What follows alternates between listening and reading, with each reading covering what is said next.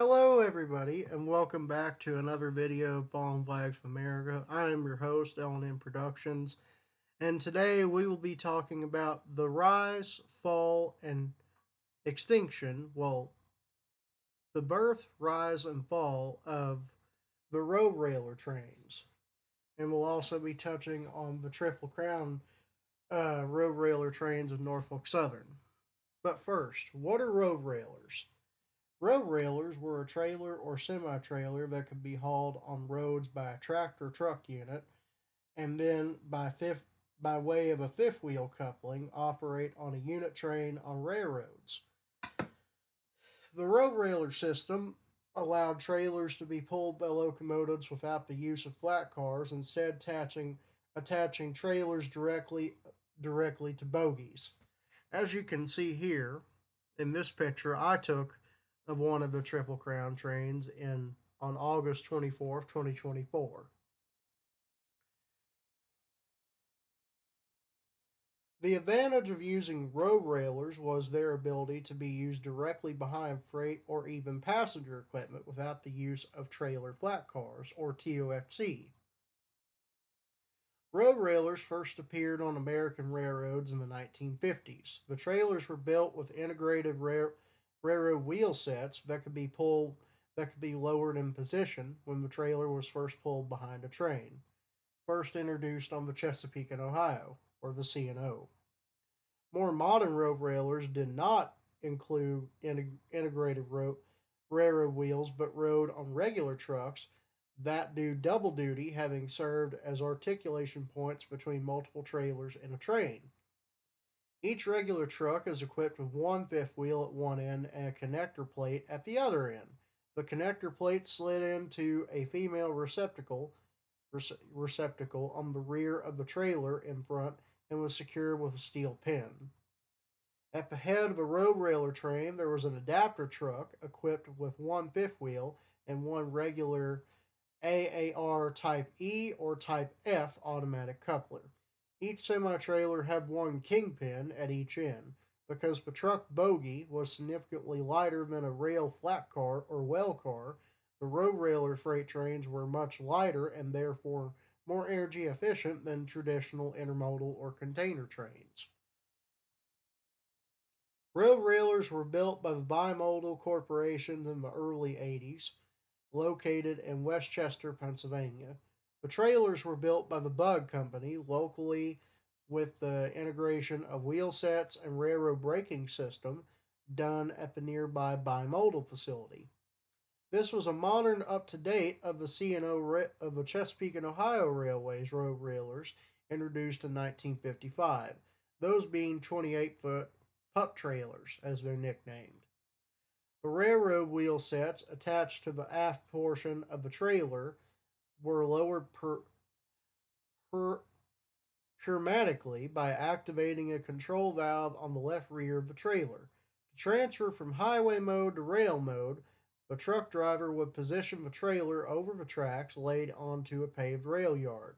First, the operator would activate the valve to exhaust air from the airbags that fully supported the trailer in the highway mode.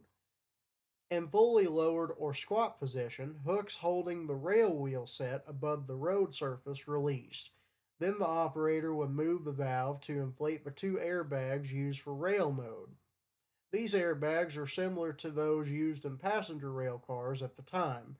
After being fully transferred, the trailer would be fully level and ready for a connection to the next trailer in the train. A similar system was trialed in the United Kingdom, although the concept proved unsuccessful, partially due to the reduction in load volume required to fit inside the United Kingdom's smaller loading gauge, and also due to objections by the powerful rail and road transport unions. Throughout the early 1980s, various railroads experimented with their own road railer concepts to determine if the equipment would be sufficiently durable to ensure railroad use. The positive attributes of a road railer were its exceptional smooth ride, lightweight, and low capital cost to establish a rail yard. Since no flat cars were involved, no crane systems were needed to transfer trailers between modes. During one demonstration, a test of road railers was broken down in the middle of an industrial street in Portland, Oregon, which happened to have track in the street, demonstrating the flexibility of the system. Another note was that a road railer train did not have a caboose, which at the time was still required for freight trains. This unfortunately paving the way for Freds or flashing rear end devices, which sadly put the brakemen out of a job since they made cabooses obsolete. A box was designed with a yellow strobe light and equipment for monitoring air pressure through the brake line was designed to be installed in the unused coupler of the last car. Later, as cabooses were phased out, railroads moved to their current use of end of train devices to mark the end of a train, or FREDs, as they're now known, flashing rear end devices. In 1982, Conrail operated a route between Buffalo, Rochester, and High Bridge in New York State called the Empire State Express, operated by bimodal subsidiary Railroad Transportation Company.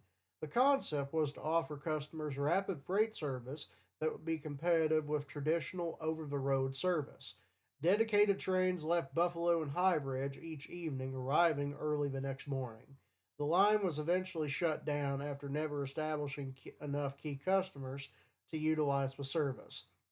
In 1982, Amtrak began trial road railers to carry mail attached to passenger trains.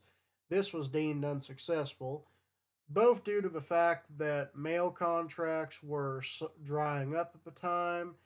Um, there was financial issues related to that. Um, a disagreement that happened between Amtrak and UPS was another reason, essentially making the road railers obsolete since the contract with UPS was broken up and that was pretty much what they were meant for. In other words, they did not last very long. I'm pretty sure they were, I want to say, phased out around 2004 or 5. They didn't last all that long. In 1991, the RoadRailer concept was purchased by the Wabash National Corporation. The primary reason that the original RoadRailer concept was not viable was the weight penalty imposed on the trailers because of the attached railroad wheel set. This was resolved in later designs, which removed the integrated wheel set by having a dedicated rail bogie assembly that stayed in the rail yard as seen today. Another thing about road railers that made them very efficient was that since the frame of the trailers had to work double duty, functioning as both a traditional highway trailer and also a trailer on a train, the frames were reinforced so that way they were more durable and could withstand the purposes they were put through. Triple Crown, a subsidiary of Norfolk Southern Railroad Corporation, remained a user of the road railer until August 25th, 2024, just a day after this photo was taken. The road railer trains had been replaced temporarily with trailer on flat car or TOFC service before transitioning fully to standard double stack container trains, which they have now done, and those have been reclassified to 251 and 252 for those who'd like to know. Where have road railers been used? Road railers have been used in the following: the United States, Norfolk Southern concluded service August 25th, 2024. British Rail introduced road railers on the East Coast Main Line between London, Newcastle, and Edinburgh in 1964. Australian National commenced operating a trial road railer service on the Adelaide to Alice Springs line in August 1990. However, a permanent service did not begin until 1993 with the introduction of an Adelaide to Perth service with a joint venture with National Rail under the Trail Rail brand. Contractual difficulties saw the service cease until resuming in November 1994. It was extended to Melbourne in November 1995. Austria, Brazil, Canada.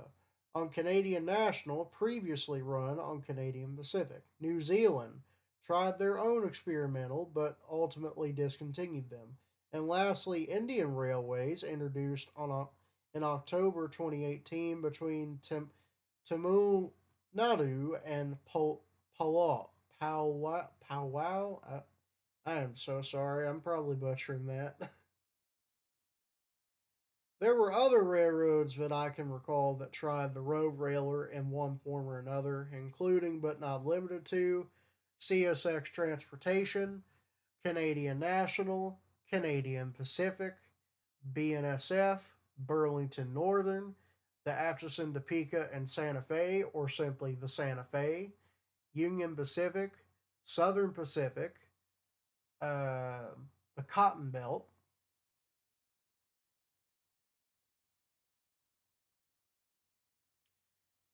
and that's all I can think of. Well, I've run out of things to say about the road railers, but I will say this. My personal account from going out and chasing the road railers the last day, it was honestly quite impressive how many rail fans showed up just to get their own shots of these trains before they were gone. And this train here, 255, was the second to last westbound that ever ran for the road. Actually, no, this was the last ever westbound that ran for the road railers since effective on March 25th, 2024. That ended all westbound runs, and that same night 256, which was the eastbound road railer train, arrived in Detroit for the last time, therefore bringing an end to road railers. But the good thing is that Norfolk Southern had one of the classic Dash 9s, number 9839, on leading this train in particular. And what made it even more cooler was that on the eastbound train, it had Norfolk Southern 8100, the nickel plate road heritage unit, in the lead, which it was really cool. The only unfortunate part about this day was that just due to how the day worked out and the fact that the line got bogged down with a whole bunch of other eastbounds that were running ahead of 256, we ended up getting a shot of 256, but it ended up being horribly backlit. But I did get one or two good shots of it going through Delphi, Indiana, so that was really awesome. Anyways, thank you all so much for watching this video and listening to me talk about trains, as this is kind of where I go to talk about trains. But yeah, until next time, I'll see you guys somewhere out there in the high iron. Y'all have a good one. Peace out.